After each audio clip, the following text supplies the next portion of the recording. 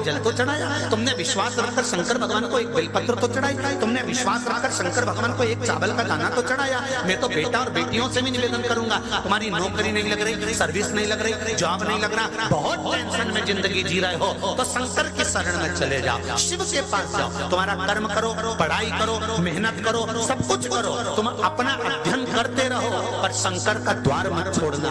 ये विचार कर जाना कि मेरी एक ट्यूशन मेरे भोलेनाथ के पास में है, उसके पास जाऊंगे तो रिजल्ट वो बनाने वाला बैठा है, मुझे चिंता करने की जरूरत नहीं है।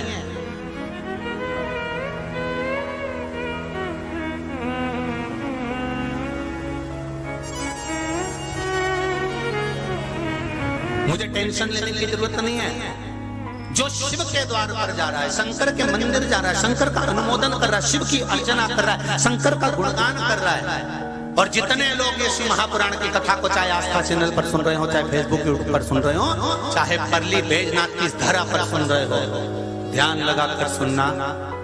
जो दिल से तुमने शिव जी को लगा लिया हृदय से, और ये दिल, ये मन, ये चित्त, ये वृत्ति अगर आपकी शिव से लग गई है तो चिंता मत करना।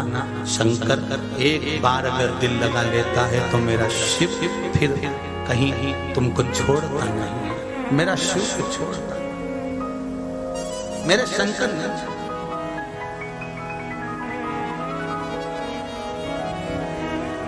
शंभो शरणे मांगड़ी दुख दया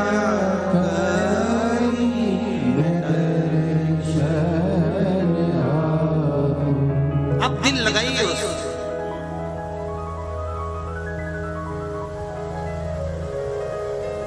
छल के साथ नहीं, बेईमानी के साथ नहीं, दिखावे के साथ नहीं।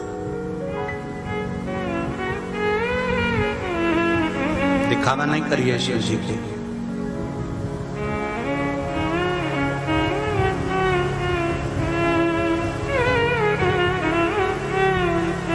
मन दिल हृदय चित्त लगाया, जनाबाई पाँव लंबा कर कर बैठी और विट्ठल उनकी चक्की को चला रहा। झाड़ू लगा रही थी, मेरे विट्ठल नाथ ने आकर कह दिया, ओ जना जना झाड़ू मुझे दे दे।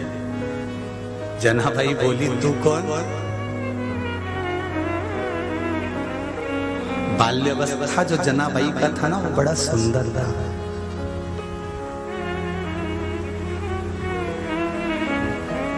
जनाबाई का अगर कहीं फोटो मिल जाए तो देखना, दुनिया भर की विश्व सुंदरियां फीकी रहेगी जनाबाई के आगे।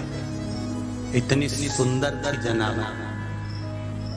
छोटी सी 5 वर्ष की लड़की को जब जनाबाई को पिता ने नामदेव जी के यहाँ छोड़ा था, दमा शेट्टी जी के यहाँ छोड़ा था, एक दर्जी के घर में छोड़ा था, चोटी बांधती, लहंगा पहनती, चोली पहनती, एक छोटी सी रुपट्टा उसके कंधे पर डला रहता, और कंधे के रुपट्टे को खींचकर कमर में बांधकर और झाड़ू लेके सीधे हरि विट्ठल के मंदिर में पहुंच जाती, झाड़ू लगाती रहती, लगाती रहती, लगाती रहती। जब मंदिर में कोई नहीं रहता तो मेरा हरि विट्ठल बाहर निकल कर आ जाता, और विट्ठल बाहर आकर बोलता, ओ जना जना। जना बोले, हाँ बहुत भूख लग रही होगी तेरे को, ले मैं देता हूँ। और भगवान ने जेब में से थोड़ा सा चना निकाला, थोड़ी सी चावल चिवड़ा निकाला, और चिवड़ा निकाल कर जनाबाई को दिया, और दोनों विट्ठल और जनाबाई कमल चौक में बैठ कर दोनों पचक्का लगा कर और दोनों चिवड़ा खा रहे। और इतनी देर में जनाबाई का चिवड़ा विट्ठलनाथ ने थोड़ा ज्यादा ले लिया, तो जनाबाई रूठ के बाहर चली गई, तो भगवान उसके पीछे दौड़ दौड़ कर गए, जना अंदर चल। जनाबाई 5 साल की लड़की जनाबाई कहती है तू मेरा पूरा की पूरा चिवड़ा खा गया, मेरे को तेरे से बात ही नहीं करना चाहिए।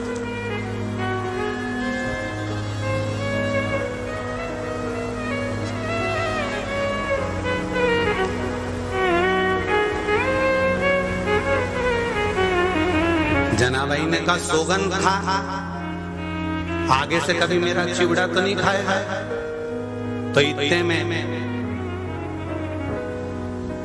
पंडरीनाथ बोले कि किसकी कसम खाऊं तू बता। जनाबाई बोली नामदेव की खा जाए। तेरा गुरु है, तेरा गुरु, और तू उसकी कसम खिलवा रही है। ए जना, अपने गुरु की कसम खिलवा रही है। जनाबाई आंख में आंसू भरकर बोलती है कसम इसलिए तो खिलवा रही हूं कि मेरे गुरु के कभी प्राण जाएंगे ही नहीं, मेरा गुरु मेरे सामने रहेगा, इसलिए कसम खिलवा रही।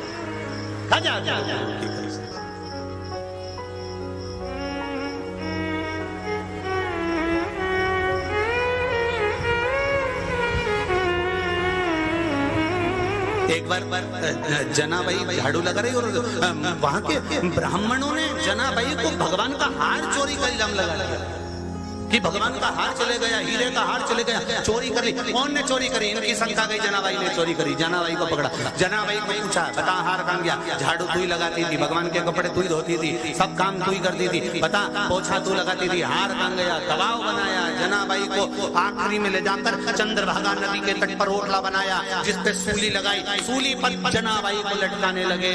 जनाबाई रोती हुई नामदेव जी के पास पहुंची, गुरुजी मुझे फांसी की सजा हो रही है। तो गुरुजी ने बोला उसमें कौन सी डरने की बात है, फांसी की सजा हो रही है, खुश होकर जा खड़ी हो जा। हार तूने नहीं लिया ना तो फिर सब निपटा जाएगा, तू जा खड़ी हो। गुरु भी दमदार था, और अगर गुरु दमदार है तो शिष्य को फिर टेंशन करने की जरूरत नहीं है। अगर गुरु दमदार है तो शिष्य को टेंशन करने की जरूरत है। खड़ी हो गई जनाबाई, और खड़ी होकर जब द्वारपालों ने पूछा सूली पर चढ़ने वाली है जनाबाई, सच बोल दे चोरी किसने करी? तो कि मैं काय को चोटी, चोटा तो मंदिर के अंदर बैठा है, मैं काय को चोटी।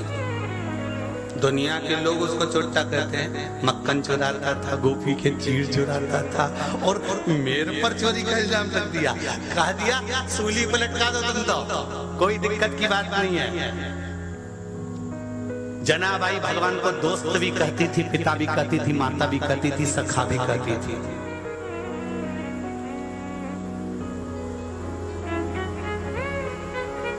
इत्र और मित्र जनाबाई कहती है ये दोनों बड़े काम के होते हैं। इत्र बदबू को दबा देता है और मित्र दोस्त की गलतियों को दबा देता है।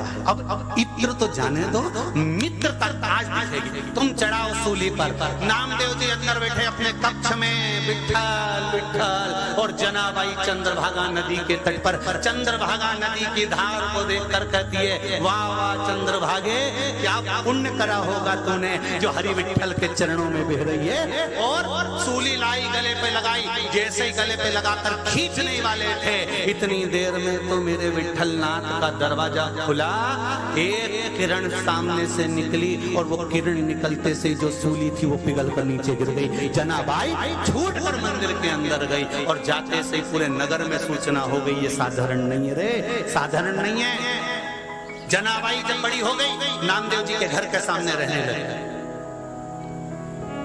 बहुत चर्चा, पूरे विश्व में चर्चा हो गई, अरे नामदेव की चेली बड़ी गजब, बड़ी गजब, भजन में इतनी लीन रहती है, इतनी लीन रहती है जिसका वर्णन नहीं। हर जगह एक ही चर्चा, नामदेव जी की शिष्या, नामदेव जी की शिष्या। कबीरदास को मालूम पड़ गया काशी में, कबीरदास जी को मालूम पड़ा तो कबीरदास जी ने सोचा ऐसा शिष्या तो मैंने कभी जिंदगी में नहीं देखी, इतना नाम, इतना नाम। अच्छा जिसका नाम होता है उससे मिलने की तमन्ना भी होती है, वह जाके देखे तो सभी पगला कैसा।